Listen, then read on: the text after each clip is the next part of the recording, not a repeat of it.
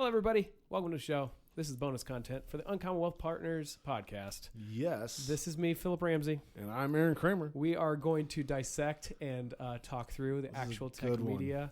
I knew it was going to be one. I've been wanting them on the show for quite some time. They're both busy. Yeah. They have a lot going on, but super grateful for their time. One, I know James pretty well. I don't. You don't. I've actually known James since he was in high school. Oh, wow. Yeah. So fun story. My wife's sister is 10 years younger than my wife. And so she one day was like, when she was in high school, we were married at the time, said, hey, can I come over some Friday night with some friends? We don't have anything to do. Well, we had game night. It was a blast. And then the next Friday, like 4 people came. The next Friday, 8 people came. And by the time we had like 32 people in our house, it was awesome. That's one of totally those people a Ramsey story. Was James Green. So I've known him before he was married, before all of this. So it is a joy to see him thriving and have a successful, 1, business, and then 2, a successful transition where he sold the business. But I'm really grateful for their wisdom, just being transparent with how that all went through. So talk to me. What was your holy cow? I don't know. I guess mine is the fact, 1, they did it with 4 owners. Yep. That to me is huge because, you think about what it takes for someone to jump off that bridge. It takes a lot of guts. Mm-hmm. It takes, it's almost like an alpha personality. You have an alpha personality to go, I'm going to do this. Yep. But now you're taking an alpha personality and you are putting it in with 3 other people, and you're making it work. Yeah, right. And I love that it seems like Scott and David were the ones who started it. Yep. But they were also kind of dipping their toe in. And then when James and Jordy came, it was like, oh, all hands are on deck. We're going to do this. We're going to put our heads down and we're going to do this because nobody quits a job to just kind of pretend like they're going to do them. Like they had a vendetta. But this is like a true story. I feel like for small town, this could be a movie. Oh, because Scott and David were like, let's start this side thing. Yep. Just because they liked each other, they were friends. It sounded like. Yeah. And let's just find this side project. Let's work on together because they only met up during this retreat. Right. And so it would give them a way to stay in contact. Yep. Throughout the year. But then for it to turn out to be something like this. So cool. So cool. I like, too, that they talk through some of the hard things. And I loved how Scott didn't see it as a hard thing. Yeah. And James was like, I'd know one. I thought that was a perfect synopsis of the relationship. Of a team. Of a team. A good, healthy team. Yes. And it shows kind of the personality that James has. And when they came with probably something like, hey, this is what...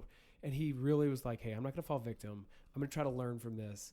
I'm not going to act like there's spilled milk. Let's just keep moving on. And and Scott said we never had to address it again. I know Scott didn't even remember it. Yes, it's so good. Because, for you listeners, to really break that down, because I know we have a team here. And for anybody else that's listening, for other business owners, it's this is a big deal. Because when you bring something to somebody and it's a partner, again, I go back to my beginning statement, you're dealing with a bunch of alphas. And you're telling an alpha that they're wrong or they're doing something wrong. And there's usually, you go back to the animalistic wave, you just look at bulls. It doesn't go well. Yeah, James, that could have gone nuclear. Yes. Yeah. But it went so well to the point where Scott was like, I didn't even remember it because it just went so well. Yeah, and I loved it because they could talk through that. If you think you're part of a team and there's not something that's frustrating you or them about you, and there's happenings, but you have to talk through that. Yeah. And if you don't want to talk through it, I don't know if it's as healthy as you could. Again, after they've had that conversation, they realize that oh wow, that actually went really well, which was paved the perfect way for that conversation to come up again, or another thing of hey, here's something that we can talk through. Trust. It builds trust. All good things, although in the moment it's very hard. Yes. So that was cool. I really loved that. I love that they talked through about their spouses. That's something that I'll always highlight. Yeah. I think that has been an underarching theme in all of our podcasts. Our guests is they wouldn't be there without the support of their spouse. Yeah. So I honestly want to it's one of those things where I know we always get these successful people on the shows that have done it. Yeah. And have good marriages, but it would be interesting to see the stats of people trying to have they have everything it takes to make a successful business except for a partner on board. Yeah, right. So if your spouse isn't on board at the first, like, I'm telling you, please don't even try it. Like, it's too big of a role that they have to play. Sometimes they have to be the cheerleader. Sometimes they have to be the empathizer. Sometimes they have to, sometimes just have to be with you on the level that you're at, but they will always have to support you. So that would be something that I would take away. Now let's talk through how awesome it was that when they were walking through, selling the company, how they really thought about their employees. Yes. I love that. I felt like that was such a really cool, just an attitude to have, is like, hey, I know this is going to be beneficial for us, but we also want to benefit the employees that helped us get to where we're at, because we know we couldn't have got to where we're at without the employees. Yeah. I don't know if you put this together, but like, and I know you probably have, but it just edifies my knowledge and the knowing that, like, every time you see a small business, a successful small business, they love their employees. Oh, buddy. Yeah. So much. Yeah. And like, they're like family. It's truly like family. And then you understand every role, all the way down to, like, if you have a building and you have a janitor, like, you appreciate what they do because it's so important. Because most likely you probably were that person doing that job at one point. Yep. Because that's what you do as a business owner. Right. But yeah. Like, they fought for it. Like, they fought for their employees. They fought for it. And then here's my final point. The identity that you find in building a company, the identity that you have started, and what you just don't know what that's going to do and how hard you've worked and what that's going to do on the toll that it's taking in the future. Yeah. And they both talked about it. Yeah. How hard it has been after they've sold it. Like, who am I? What is my purpose? Because it's been so focused and so hard work up to that point. Like, I get what they're saying. They bled into that. They fought for that. And so afterwards, like, and Scott said, like, I've had more anxiety than I've ever had, which you would think from the outsider's perspective, like, well, now you've got money. Like, why do you have anxiety? Like, there's something that you have as an identity issue when you're working in the business, and you don't even realize it until it's gone. I don't think you can get away from it. Like, I don't either. That's what I was like. How do you guard yourself from that? And James did a really good job at the end of, like, this is what I would have done different. Yes. But in the moment, like, I know I'm there. I should probably be distancing myself from some things, making sure I'm doing this. But, like, I don't feel like I need it until after I'm like, I needed that. Well, you can't distance yourself from something like that. Because, like, it is like, I mean, no matter what you do, like, you don't even have to own it. Like, police officers, that's a part of their identity. That's Firefighters, that's part of their identity.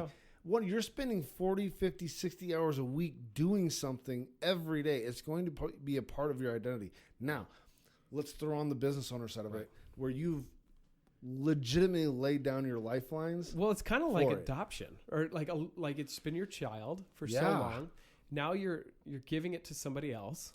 Yes. And you're going to be right next to it.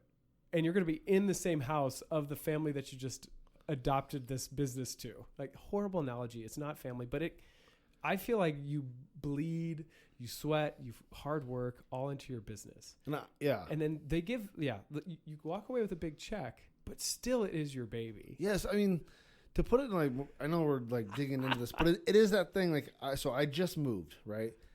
And now I'm around meeting my neighbors and everything. The second or third thing that comes out of my mouth, my question is, what do you do? Yes. Right? Yeah. So it shows you, just as society, we put so much emphasis on, like, what is it that you do? Like, I don't care what it is, but it's tied to you, like, because you're going to say, I do this, but you're not saying I am this, but it kind of like you're saying, I am this, especially if you own it. Like, I own my own business. And it's like, there's some pride in that. And especially if you built it up to what they built it up to. Wow. Like, oh my gosh. In 7-8 years. Like, it's not been that long. No, 10 years. Isn't that crazy? 10 years for their success in 10 years is amazing. I like look at myself. I know. I'm 8 years in. I'm like, nope, not like that. What are we doing? Yeah. Yeah. No, man, I loved it. I think that is that's what I kind of wanted to kind of flesh out, because I had the privilege of knowing James. Yeah. And walking through this. It's been really good. And I really respect James.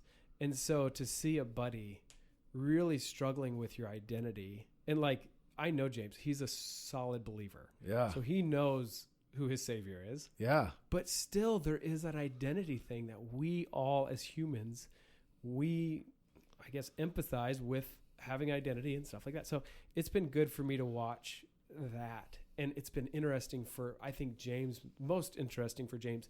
And I'm glad he has Scott and the other owners to kind of process through this. But that they have this, hey, how are you doing? You know? I would love to like take him out. Cause like I don't have it on the business side, but I know like, it's just like, it gives me goosebumps and like my heart just goes out to him for this. Cause like, it's funny. If you ever talk to a collegiate athlete, oh, there you go. we all come out. If you play all 4 years, Very similar. Yeah. it is so similar. There you We go. all go through a depression because it's our identity. Yes. And you see it, and it gets worse longer it goes, right? Like, so like you see pros that come out so bad. I mean, that's why Tom Brady and Jordan, like, they couldn't leave. Like, I mean, they had done the best. They were the best. They are the best. And they couldn't leave this industry, like their industry. So it's like, so I can relate so much. I've been through it, and it's so hard. Yeah. So, James and Scott, thank you for imparting your wisdom with us. Thank you for having empathy for those you lead. We're super grateful for your success, and we are your biggest fans. So anytime you need anything from us, we're right here for you. Thanks for listening. You've been listening to the Uncommon Wealth Podcast. I've been your host, Philip Ramsey. And I'm Aaron Kramer. Until next time, thanks for listening.